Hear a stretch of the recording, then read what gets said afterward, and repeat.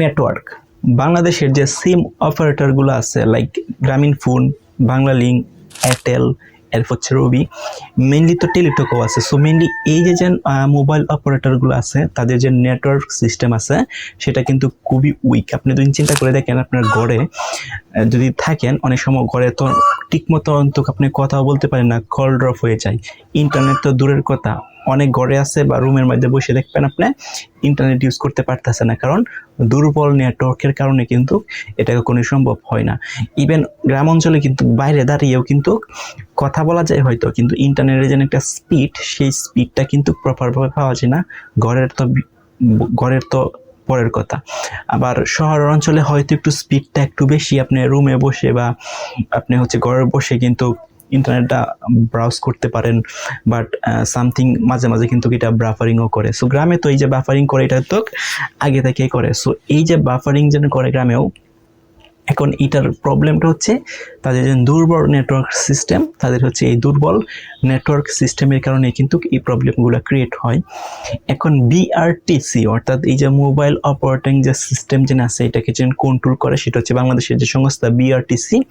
এই বিআরটিসির তাকে ঘোষণা দেওয়া হয়েছে এই অপারেটরগুলোকে আরো স্ট্রংলি নেটওয়ার্ক তৈরি করার জন্য, এবং এই স্ট্রংলি নেটওয়ার্ক অর্থাৎ নিরবিচ্ছিন্ন স্ট্রংলি নেটওয়ার্ক তৈরি করার জন্য যে ইকুইপমেন্ট আছে অলরেডি নাকি সেই ইকুইপমেন্টগুলো বাংলাদেশে চলে আসছে।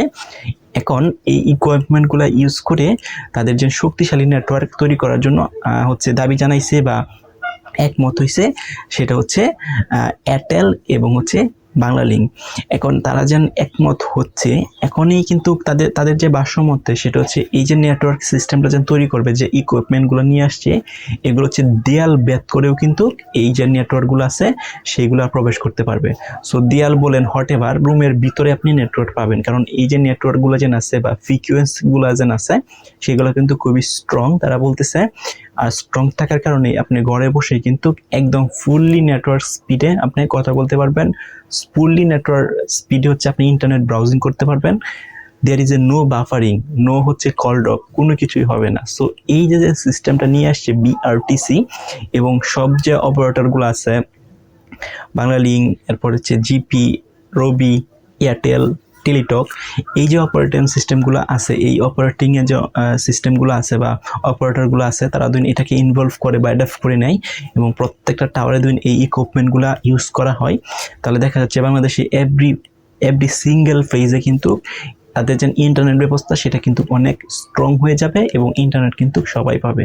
তো এই যে নিরবিচ্ছিন্ন ইন্টারনেট, নিরবিচ্ছিন্ন কল ড্রপ বা কোনো কল ড্রপ হবে না, সো এটা যদি সম্ভব হয় বাংলাদেশে, তাহলে কিন্তু বাংলাদেশের যে ইন্টারনেট ব্যবস্থা আছে বা বাংলাদেশের মোবাইল অপারেটরগুলো যেন আছে সেটা কিন্তু একটা নেক্সট লেভেলে চলে যাবে।